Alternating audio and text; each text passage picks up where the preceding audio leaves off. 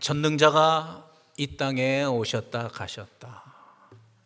지난주에도 말씀드렸지만 이 세상이 생긴 이후 지금까지 많은 사고 사건들이 이 땅에 있었지만 이것보다도 더 큰 그러한 일은 없었습니다.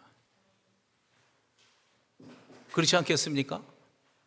이 땅을 지으신 전능자가, 창조주가 이 땅에 왔다 가신 사건보다 큰 사건이 어디 있겠어요? 그런데요, 사실 이것은 그냥 갑자기 일어난 일이 아니고 이미 이사야 선지자를 통해서 말씀하셨던 그 예언이 이루어진 것입니다. 그 말씀이 이사야 9장 6절 말씀에 저렇게 있습니다. 같이 한번 읽어보실까요? 시작. 이는 한 아기가 우리에게 낳고 한 아들을 우리에게 주신 바 되었는데 그의 어깨에는 정사를 메었고 그의 이름은 기묘자라 모사라 전능하신 하나님이라 영존하시는 아버지라 평강의 왕이라 할 것임이라. 이런 분이 오시겠다는 겁니다. 이사야가 700여 년 전에 이런 예언을 해놓은 거죠. 그런데 예수라는 사람이 이 땅에 태어난 거죠. 그리고 그가 죽은 자 가운데서 부활하심으로 인해서 바로 저 이사야 9장 6절에 있는 말씀대로 그분이 바로 전능하신 하나님이라는 것, 그분이 바로 영존하신 아버지라는 것, 그분이 바로 평강의 왕이라는 것을 증명하신 것입니다. 증명하신 거예요. 그래서 저 말씀 그대로 전능자가 이 땅에 오셨다 가신 것이 실제 사건이라는 것입니다. 중요한 것은요, 우리의 기독교는 여기서부터 출발한다는 거예요.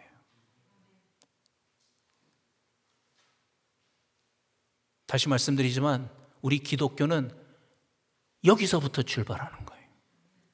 우리 기독교 신앙은 다른 것이 아니고 부활로서 전능하신 하나님이 이 땅에 오셨다 가셨다는 것을 믿는 그 믿음으로부터 시작한다는 거예요. 왜 그렇습니까? 이제 잘 생각해 보세요. 전능자가 성경의 예언대로 이 땅에 오셨다 가신 것이 사실이라면, 그게 정말 실제 사건이라면 그분이 이 땅에 오셔서 하신 모든 일도 다 실제라는 뜻이잖아요. 뿐만 아니라 정말 그분이 전능자라면 그분이 하신 모든 말씀, 그래서 성경에 기록되어 있는 이 말씀들이 다 실제라는 거잖아요. 실제라는 거잖아요. 그게 믿어지는 거예요. 그래서 요한복음 2장 22절에 이렇게 말씀이 기록되어 있어요. 한번 보실까요? 시작. 죽은 자 가운데서 살아나신 후에야 제자들이 이 말씀하신 것을 기억하고 성경과 예수께서 하신 말씀을 믿었더라. 저는 이 말씀을 정말 10년 이상 우리 교회 안에서 수백 번을 했지만 이 말씀을 읽을 때마다 제 마음이 막 밝은 불이 확 켜지는 것 같아요. 왜냐하면 저 말씀 때문에, 다시 말하면 예수님이 죽은 자 가운데서 부활하셔서 전능자, 성자 하나님이라는 것이 딱 밝혀졌다는 것 때문에 그분의 말씀이 다 믿어지는 거예요. 앞에서 말씀드렸잖아요. 정말 그분이 전능자라면 그분의 말씀이 사실이잖아요. 내 지식을 뛰어넘든지 정말 내 작은 머리로, 내 가슴으로는 다 받을 수 없는 그런 말씀이다 할지라도 어쩌면 그게 당연한 거죠. 나는 한계가 있지만 그분은 무한하신 분이시니까 그게 부활로 사실로 증명이 되어버렸기 때문에 그분의 말씀 앞에 내가 이해가 되든지 이해가 되지 않든지 엎드릴 수 수밖에 없는 거죠. 여러분, 이 하나님의 말씀을 믿는다는 건요, 기적입니다. 기적.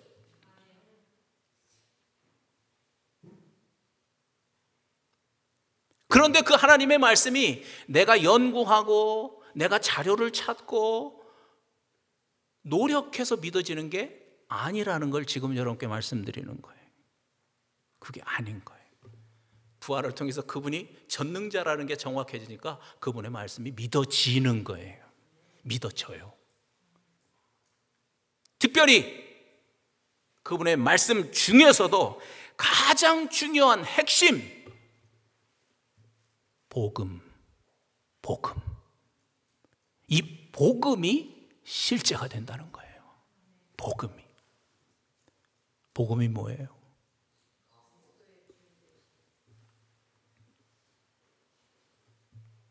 복음은 다른 게 아니죠. 예수 그리스도의 주 되심, 이것이 복음입니다. 여러분, 너무나 분명하고 너무나 간단하죠.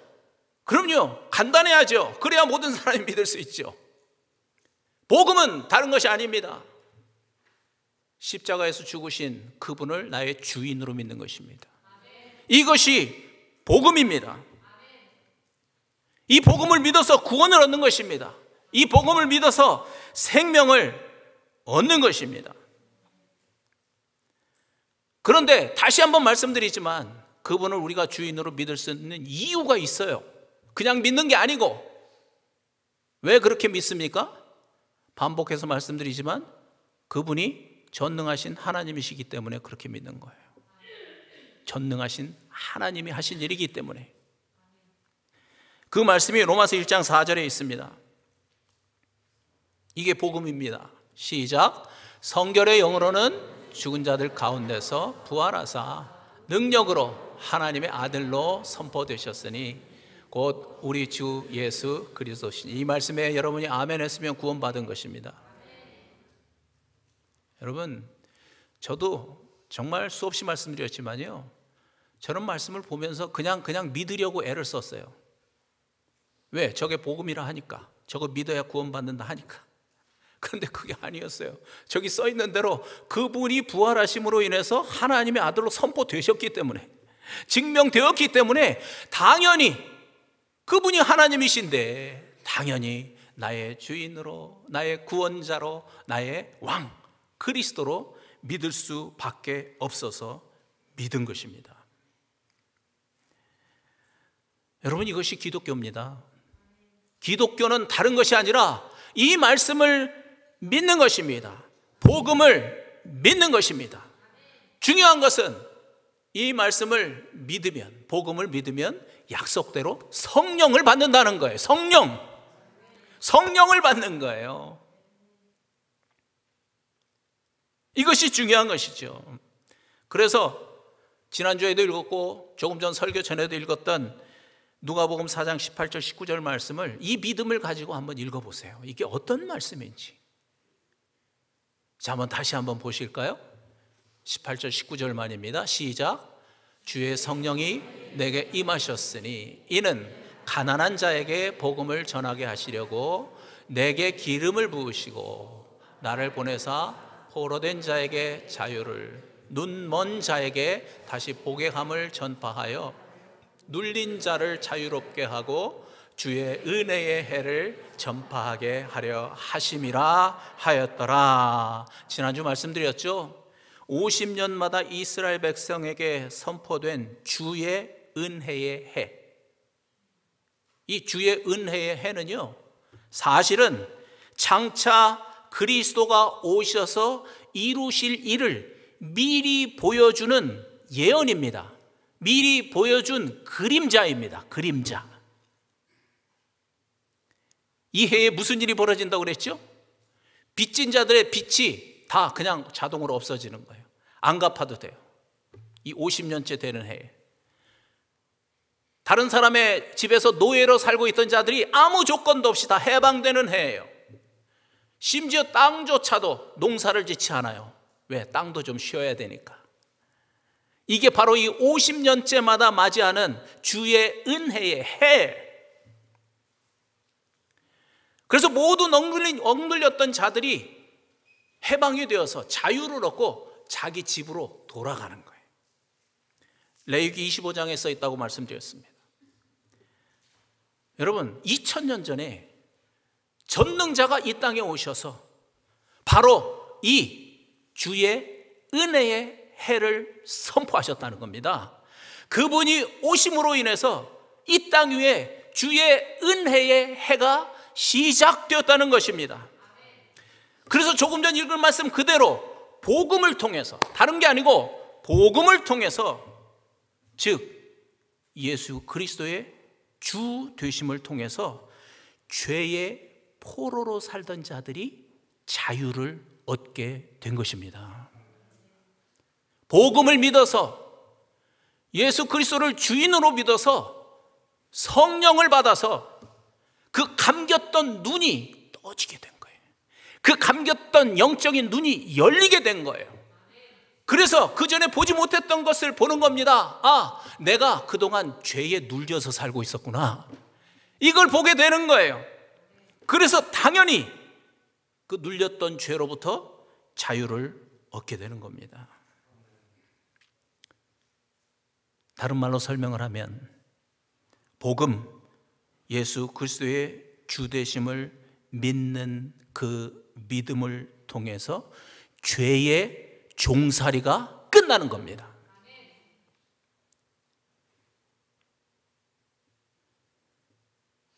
죄의 종노릇하던 삶이 거기서 끝나는 겁니다. 그래서 이 복음을 통해서 우리에게 진짜 자유, 세상 사람들이 말하는 그런 자유가 아니라 참 자유가 우리에게 주어지는 거예요. 제가 지금 계속해서 복음이라는 단어를 반복하고 있죠. 왜요? 복음을 믿게 되면, 즉 예수 그리스도의 주 되심을 믿게 되면 그 결과로 참 자유가 주어지기 때문에 그런 거예요.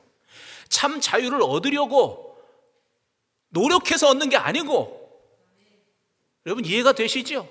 그 참 자유는 복음을 믿음으로 인해서 열리는 열매예요. 주어지는 거예요. 자연적으로. 왜냐하면 앞에서 말씀드린 것처럼 복음, 예수 그리스도를 주인으로 믿게 되면 성령을 받고 이 영적인 눈이 떠지기 때문에 그런 거예요. 이 영적인 눈이 떠지면 자신이 지금 종으로, 죄의 종으로 살고 있구나, 이걸 딱 알게 돼요. 아, 내가 지금 열심히 산다고 살긴 살았는데 가만 보니까 내가 지금 죄의 종 노릇하고 살고 있구나. 이걸 영적인 눈을 떠서 보게 돼요. 그걸 알게 돼요. 내 인생에 왜 이렇게 괴로운 일들이 생기는가? 왜 이렇게 풀리지 않는 문제들이 많은가?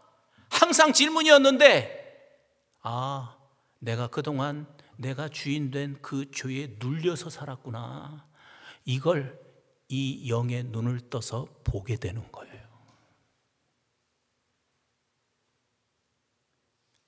그걸 보게 된다면 그 안에서 계속 살 사람이 누가 있겠습니까? 그렇죠? 그렇죠. 그것을 인정하게 되면 당연히, 아, 그래서 예수 그리스도가 나의 주인이시구나. 그것도 이어서 아는 거예요. 그래서 복음에 아멘하게 되는 거예요. 그래서 복음을 믿게 되는 거예요. 그래서 이제는 죄의 종이 아니라 의의 종으로서, 하나님의 종으로서 새로운 삶을 살아가는 것입니다. 예.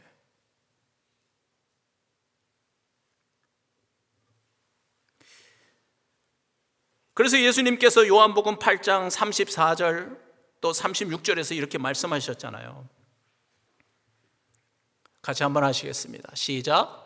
예수께서 대답하시되 진실로 진실로 너희에게 이르노니 죄를 범하는 자마다 죄의 종이라 그러죠. 그 다음에 그러므로 아들이 너희를 자유롭게 하면 너희가 참으로 자유로우리라. 아멘.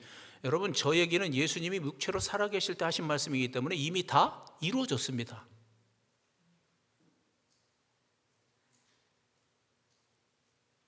십자가와 부활을 통해서 이미 저 말씀은 다 이루어졌습니다. 다시 말하면 조금 전 말씀대로 아들, 성자 하나님, 그 성자 하나님을 주인으로 믿는 복음을 믿게 되면 너희가 참으로 자유리라. 참으로 참 자유를 얻게 되는 것입니다. 제가 가까이 두고 읽는 책 중에 하나가 이 파스칼의 팡세라는 책입니다.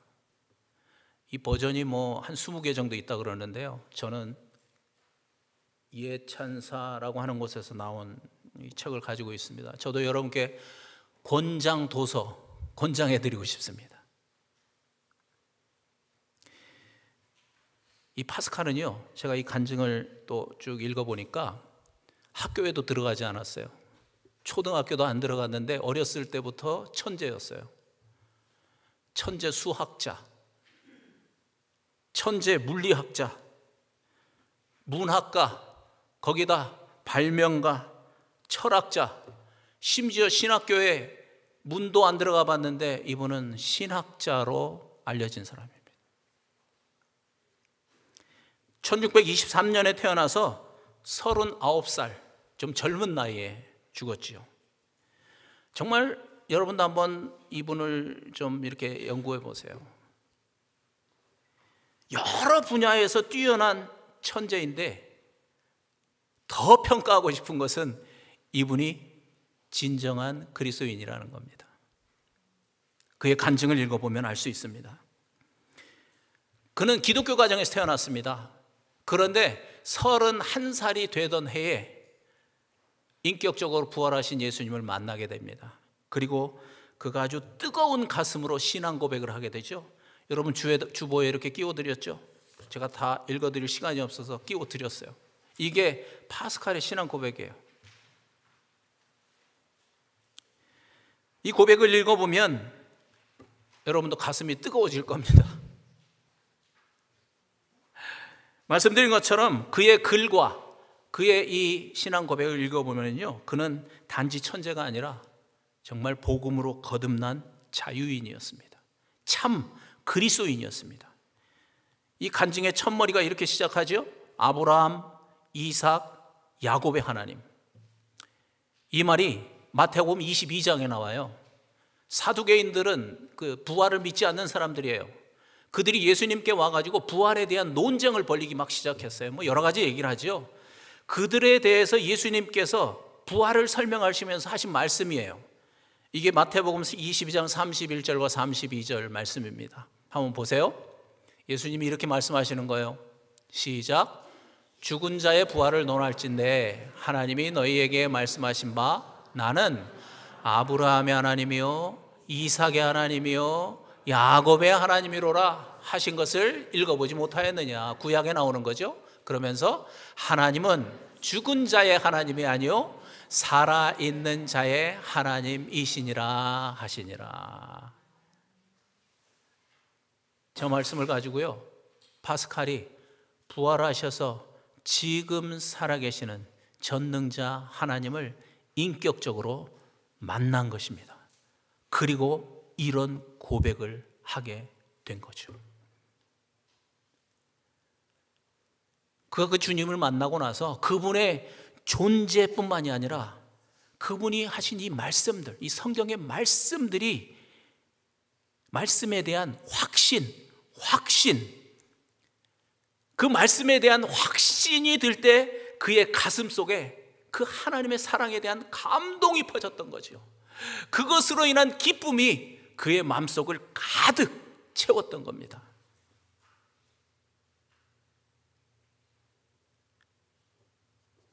여덟 번째 줄에 보면 이런 말도 있습니다. 제가 이렇게 줄을 쳐놨죠. 복음으로만 하나님을 알 수 있도다. 저는 정말 이 말에 감동받았어요. 무슨 뭐 체험을 하고 뭘 하고 그래서 나 하나님 믿어요. 그게 아니잖아요. 복음으로만 하나님을 만날 수 있다잖아요. 이분이 복음으로 하나님을 만난 분이에요. 예수님 말씀하셨잖아요. 복음을 통해서 너희들이 죄의 포로로부터 자유를 얻을 거라고 말씀했잖아요. 그 복음을 통해서 하나님을 만나고 그는 죄의 포로로부터, 죄의 종으로부터 해방이 되어서 이 참 자유를 누리게 된 자입니다. 여러분, 다시 한번 말씀드리는데 이 책 사서 한번 읽어보세요. 짧은 글들이에요. 그가 이 가슴에 불을 받고 하나님을 확증하고 그 뜨거움 속에서 자기가 이렇게 메모해놨던 짤막한 글들, 그것을 그의 누나가 나중에 모아가지고 만든 책이 팡세라는 책이에요. 본인이 이렇게 만든 책이 아니고. 그래서 그의 글을 읽으면은요, 야, 정말 이 사람은 진짜 그리스도인이구나. 영적인 기쁨이 와요. 그의 그 팡세 책 중에서 이런 얘기가 있습니다. 이 한 줄만 여러분께 예, 고맙습니다. 저기 앞에 나와 있네요. 시작. 인간의 위대함은 자신이 비참하다는 것을 아는 점에서 위대하다. 나무는 자기가 비참하다는 것을 모른다. 그러므로 자신의 비참을 아는 것은 비참하다. 그러나 자신이 비참하다는 것을 아는 것이 곧 인간의 위대함이라는 거예요. 여러분, 이 말이 이해가 되십니까?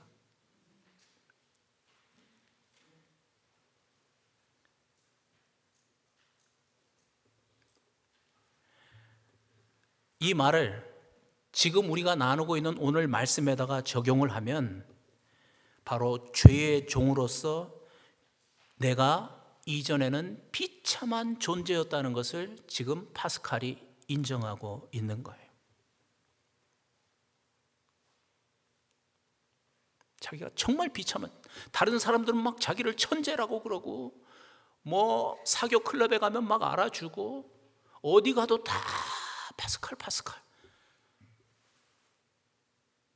그런데 본인은 자기가 비참한 존재라는 걸 알았어요.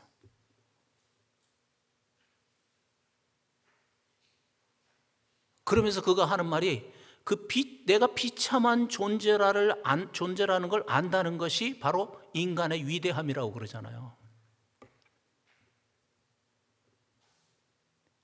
이건 도대체 무슨 말이겠어요?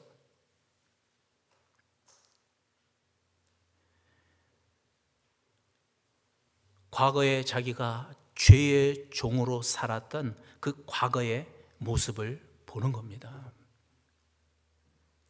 자기가 비참한 존재라는 것을 인정해야 하나님을 찾습니다. 하나님을 찾는 거예요.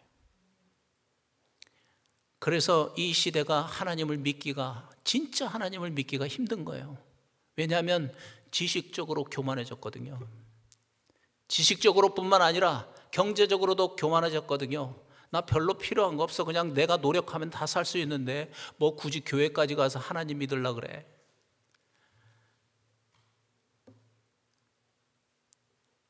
내가 얼마나 비참한 존재인가를 알게 하는 것이 하나님의 은혜입니다.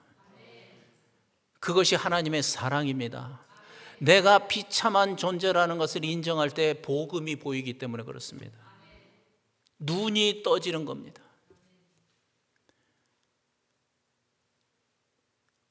그래서 파스칼이 이런 얘기를 하는 겁니다. 그래서 결국은 자기의 비참함을 인정하고 그분을 주인으로 믿을 수 있는 존재는 오직 인간밖에 없는 거예요. 나무는 그렇게 못한대잖아요. 나무는. 여러분 집에 강아지 키우고 계시지만 강아지는 그걸 못하는 거예요. 자기의 비참함을 몰라요.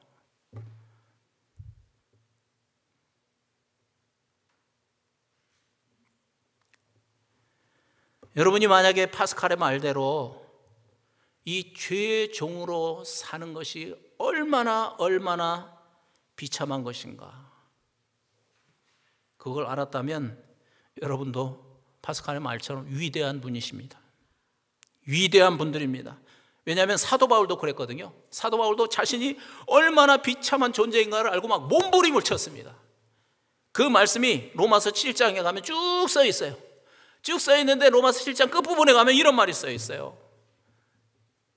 시작. 오호라, 나는 곤고한 사람이로다. 이 사망의 몸에서 누가 나를 건져내랴. 저 외침이 들립니까? 야, 사도 바울 대단한 존재 아닙니까? 그런데 저렇게 외치고 있는 겁니다. 나는 공고한 사람이다. 나는 비참한 사람이다. 도대체 이 사망의 몸에서 나를 건져줄 자가 누가 있는가? 왜 이런 얘기를 하냐면요, 자기 자신은 스스로 절대로 해결할 수 없는 죄의 문제에 부딪혔기 때문에 이렇게 소리치고 있는 겁니다. 죄의 문제에 부딪혀 버렸습니다. 죄가 나쁘다는 거 알죠? 죄를 지으면 내 삶이 피곤해진다는 거 알죠? 죄로 인해서 내 삶이 힘들어진다는 걸 알죠? 모르는 사람이 어디 있겠어요? 그런데 그게 안 되는 거잖아요. 그래서 여전히 죄를 짓는 겁니다. 여전히 화를 내고 여전히 싸우고, 그래서 여전히 상처를 주고 여전히 상처를 받고, 나 상처받았어. 그러고 싶지 않은데 나 정말 잘 살아보고 싶은데, 착하게 죄 짓지 않고 미워하지 않고 사랑만 하면서 행복하게 살고 싶은데,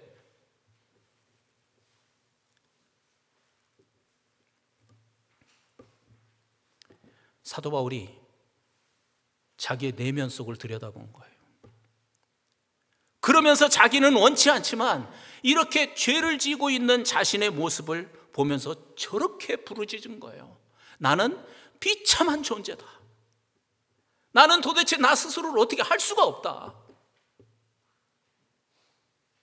오호라, 오호라. 비명을 지르고 있는 거죠. 비명.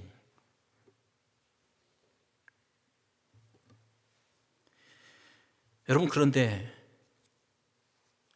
이어지는 25절은 완전히 색깔이 180도 다릅니다. 이어지는 25절을 한번 보여줄래요? 보세요. 시작. 우리 주 예수 그리스도로 말미암아 하나님께 감사하리로다 소리치고 있어요. 아니, 저게 한참 있다가 나온 게 아니고요, 바로 뒷절에 나와요. 아빠 24절이었고요, 저게 25절이에요. 방금 오호라 그렇게 비참한 소리를 내던 사람이 이제는 우리 주 예수 그리스도로 말미암아 하나님께 감사하다고 소리치고 있는 겁니다. 여러분, 죄 가운데서 죄의 종으로 여전히 살고 있는 사람들은요, 자기가 죄의 종으로 살고 있다는 것을 모릅니다. 마치 어둠 가운데 사는 사람들이 자기가 어둠 가운데 산다는 것을 모르는 것과 마찬가지입니다.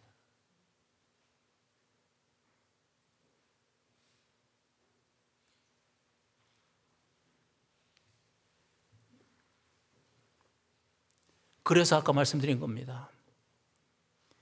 자신의 비참함을 알게 하는 것이 하나님의 은혜인 거예요. 자신이 얼마나 죄에 억눌려서 살고 있는지를 깨닫게 하는 것이 하나님의 은혜인 거예요. 이것을 알게 하는 분이 있어요. 누가? 성령께서 그 일을 하세요. 성령께서. 보통 교회 다니는 사람들이 성령의 역사 그러면 병 고치고 귀신 내쫓고 방언하고 그것도 성령의 역사이죠. 그러나 여러분, 성령의 역사의 가장 중요한 것은 바로 이것입니다. 그 다음 말씀 보세요. 같이 읽어보세요. 그는 성령을 말합니다. 앞에 있는 말씀을 연결해 보면 그는 시작 그가 와서 죄에 대하여 세상을 책망하시리라. 죄에 대하여라 하면 그들이 나를 믿지 아니하며, 제가 해석을 달아놨죠. 성령이 오셔서 죄에 대하여 세상을 책망하실 것이라는 거예요. 이건 예수님의 말씀이니까 아직 성령이 오시지 않았을 때를 얘기하는 거예요. 장차 성령이 오시면 하실 일은 죄에 대해서 세상을 책망하신대요. 그 죄는 다른 것이 아니고 그들이 예수 그리스도를 믿지 않은 것, 그것이 죄라는 것을 성령께서 깨닫게 하실 거라는 거예요. 이게 성령이 하시는 가장 중요한 일이에요. 죄를 깨닫게 하시는 거예요. 내가 죄의 종으로 살고 있다는 것을 성령께서 알게 하시는 거예요. 말씀에 써 있는 것처럼 성령께서 예수 믿지 않는 죄, 예수를 주인으로 믿지 않는 죄, 다른 말로 하면 복음을 믿지 않는 죄를, 그렇게 복음을 믿지 않고 사는 그 비참한 죄의 종이 되었다는 것을 성령께서 깨닫게 해주시는 거예요. 이게 성령이 하시는 일이에요. 요한일서에 써 있는 것처럼 육신의 정욕, 안목의 정욕, 이생의 자랑을 위해서 열심히 공부하고 있는데 성령이 찾아오시는 거죠. 아들아, 딸아, 너 그것을 위해서 공부하는 것이 얼마나 허무한 일이고 그것이 장차 네 인생을 얼마나 비참하게 만들지 그것을 네가 알고 있느냐.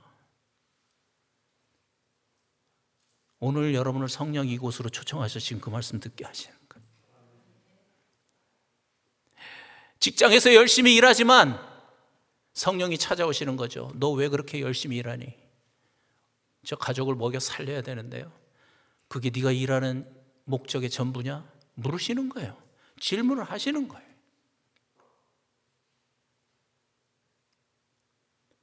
그래서 아까 말씀드린 것처럼 그저 세상에서 한번 자랑하고 싶어서, 내 아들 자랑하고 싶고 내 딸 자랑하고 싶고 내가 부자 된 거 자랑하고 싶어서 너 그렇게 열심히 건강을 해쳐가면서 그렇게 일하냐? 물어보시는 거예요. 그런 마음이 그냥 생기는 게 아니에요. 성령께서 그런 음성들을 들려주시는 거예요. 자녀 교육도 마찬가지죠. 너 왜 그렇게 열심히 아이들 그렇게 키우냐? 질문하시는 거예요. 그 목적이 뭔데?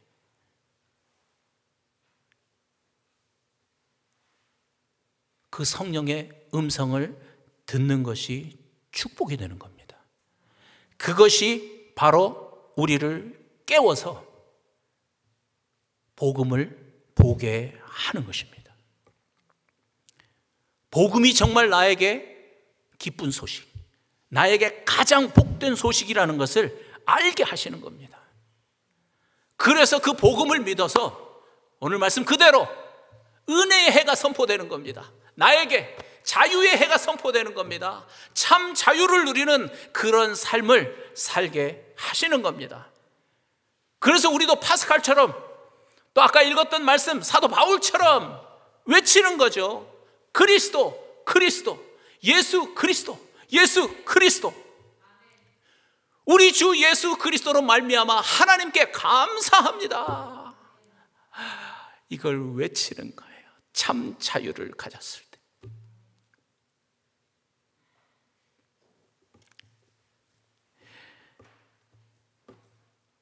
여러분, 우리 믿음의 선배들 중에서 이 복음으로 참 자유를 누린 분들이 참 많습니다.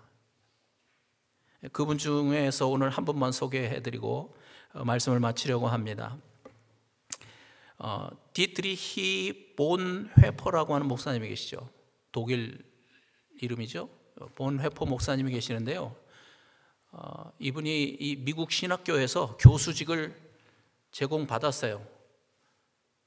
그런데 그것을 거부하고 히틀러로 인해서 무너져가는 자기 조국, 이 조국을 살리겠다는 마음으로 독일로 돌아갑니다. 그런데 가서 얼마 되지 않아서 이 히틀러 암살 계획에 가담했다는 그런 죄목으로 감옥에 갇히게 돼요. 그리고 뭐 그 얘기를 다 할 수는 없지만 1945년 4월 9일 39세의 나이로 사형을 당합니다. 그런데 이분이 사형 당하기 전에 자기의 약혼녀에게 편지를 썼어요. 그런데 그 편지에 이분의 신앙 고백이 나와요. 그게 이제 우리가 좀 이따가 부를 찬송인데요.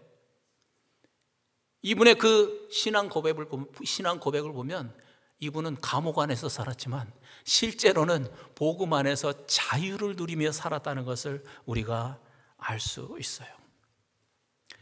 그의 편지에 보면 이렇게 시작합니다. 그 선한 힘에 고요히 감싸여 그 놀라운 평화를 누리며. 그 선한 힘이라는 건 성령의 힘이죠. 그 선한 성령의 힘에 감싸여서 그 공포 속에서, 그 감옥 속에서 죽을지도 모르는 자기의 미래가 있지만 그 안에서 평화를 누리고 있다는 거예요. 평화. 아까 우리 찬송 불렀네요. 이미 평화로다. 바로 그 평화죠. 하늘에서 내려온 평화. 이분이 그 평화를 누리고 있었던 거예요. 생각해 보세요. 보통 사람 같으면 그 감옥 안에서 절망하고 그 감옥 안에서 좌절하고 나는 왜 이렇게 되는 거야? 원망하고 그 분노의 종으로 살지 않았겠습니까? 그러나 그는 그렇게 평화를 누리고 매일의 그 소망 속에서 하나님께서 매일 자기와 함께 살고 계시는 것에 대한 감사의 고백을 하고 있습니다.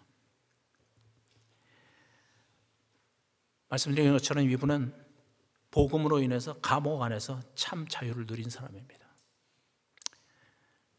이분 자신이 쓴 게 아니고 그가 사형당하는 그 모든 과정을 이렇게 보았던 그 강제 수용소의 담당 의사가 이런 얘기를 했습니다. 내가 50년 동안 의사로서 일하면서 그분처럼 본회퍼처럼 경건하게 죽음을 맞이한 사람을 본 적이 없다. 평화롭게. 그러니까 죽음조차도 그의 평화를 깨지 못했던 거예요. 죽음조차도 그가 누리고 있던 참 자유를 건드리지 못했던 거죠. 그 평강 가운데 그의 삶을 끝낸 겁니다. 여러분, 요즘 사람들이 잘 모르나요? 옛날 대중가요 중에 창살 없는 감옥인가? 라고 하는 가사가 있습니다. 창살 없는 감옥.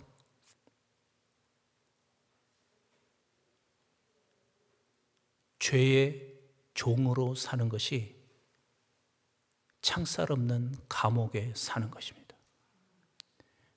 죄의 포로가 되어 사는 것이 창살 없는 감옥에서 사는 겁니다. 이 목사님은 몸은 감옥에서 살았지만 그는 죄의 종으로부터 자유를 얻고 참 자유를 누리며 살았다는 것을 우리가 알 수 있습니다. 여러분, 중요한 것은 그 은혜가, 그 하나님의 사랑이 지금 이 자리에 있는 우리에게 이미 임한 것을 믿습니다. 아멘, 아멘, 아멘. 왜 바쁜 여러분을 이 시간에 이 앞에 갖다 놓고 저를 통해서 이 말씀을 듣게 하시겠습니까? 이미 하나님이 일을 시작하신 거죠. 참 자유 주시려고. 참 자유 주시려고. 복잡하지도 않고 어렵지도 않습니다. 오늘 말씀의 핵심적인 말씀처럼 예수님이 주님이시기 때문입니다. 그분은 어떻게 나의 주인으로 믿나? 부활하셔서 전능자로, 성자 하나님으로 이사야의 예언대로 오신 분인 것을 믿기 때문에 나의 주인으로 믿습니다. 여러분, 아멘. 이 아멘 할 때 여러분에게도 이 목사님이 누렸던 참 자유가 임하는 것을 믿습니다. 우리 한번 같이 잠깐 기도하겠습니다.